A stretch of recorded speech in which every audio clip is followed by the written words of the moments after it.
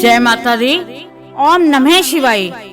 आज हम श्री शिव पुराण के रुद्र संहिता द्वितीय सती खंड के चौथे अध्याय का श्रवण करने जा रहे हैं।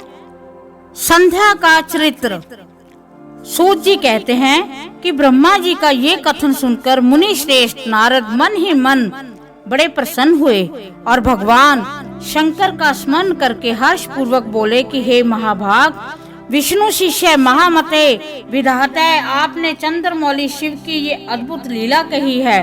अब मैं ये जानना चाहता हूँ कि विवाह के पश्चात जब कामदेव प्रसन्नता पूर्वक अपने स्थान को चला गया, दक्ष भी अपने घर को पधारे तथा आप और आपके मानस पुत्र भी अपने अपने धाम को चले गए, तब पितरों को उत्पन्न करने वाली ब्रह्म कुमारी संध्या कहाँ गई? उसने क्या किया?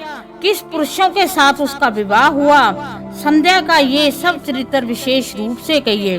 ब्रह्मा जी ने कहा कि हे मुने, संध्या का वह सारा शुभ चरित्र सुनो, जिसे सुनकर समस्त कामनियां सदा के लिए सती साध्वी हो सकती हैं। वह संध्या जो पहले मेरी मानस पुत्री थी, तपस्या करके शरीर को त्याग कर मुनि श्रेष्ठ मेधातिथि की बुद्धिमती पुत्री हुई और अरुधंती नाम से विख्यात हुई। उत्तम व्रत का पालन करके उस देवी ने ब्रह्मा विष्णु और महेश्वर के कहने से श्रेष्ठ व्रतधारी महात्मा वशिष्ठ को अपना पति चुना। वह सौम्य स्वरूप वाली देवी सबकी वंदनीय और पूजनीय श्रेष्ठ पतिव्रता के रूप में विख्यात हुई। नारद जी ने पूछा कि भगवान संध्या ने किसे किस लिए और कहाँ तप किया? किस प्रकार शरीर त्याग कर वह मेधातिथि की पुत्री हुई?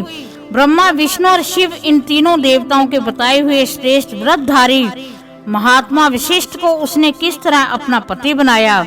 हे पितामह, ये सब मैं विस्तार से सुनना चाहता हूँ। अरुधंती के इस कौतूहल पूर्ण चरित्र का आप यथार्थ रूप से वर्णन कीजिए। ब्रह्मा जी ने कहा कि हे मुने, संध्या के मन में एक बार सा काम भाव आ गया था, इसलिए उस साध्वी ने ये निश्चय किया कि वैदिक मार्ग के अनुसार मैं अग्नि में अपने इस शरीर की आहुति दे दूंगी। आज से इस भूतल पर कोई भी देहधारी उत्पन्न होते ही काम भाव से युक्त न हो, इसके लिए मैं कठोर तपस्या करके मर्यादा स्थापित करूंगी। तरुणावस्था में से पूर्व किसी पर भी काम का प्रभाव नहीं पड़ेगा, ऐसी सीमा निर्धारित करूंगी। इसके बाद इस जीवन को त्याग दूंगी। मन ही मन ऐसा विचार करके संध्या चंद्रभागा नामक उस श्रेष्ठ पर्वत पर चली गई, जहाँ चंद्रभागा नदी का प्रादुर्भाव हुआ। मन में तपस्या का दृढ़ निश्चय ले संध्या को श्रेष्ठ पर्वत पर गई हुई जान मैंने अपने समीप बैठे हुए वेद वेदांगों के पारंगत विद्वान सर्वज्ञ जितात्मा एवं ज्ञान योगी पुत्र वशिष्ठ से कहा कि बेटा वशिष्ठ, मन स्विनी संध्या तपस्या की अभिलाषा से चंद्रभाग नामक पर्वत पर गई है। तुम जाओ और उसे विधि पूर्वक दीक्षा दो।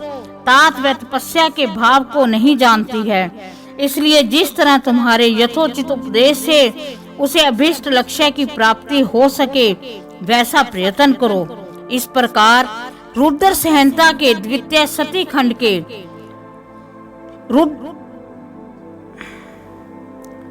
चौथे अध्याय का समापन होता है। इस प्रकार रुद्र संहिता द्वितीय सती खंड के चौथे अध्याय का समापन होता है। भगवान शिव मां संध्या सब पर अपनी विशेष कृपा प्रदान करें। ओम नमः शिवाय।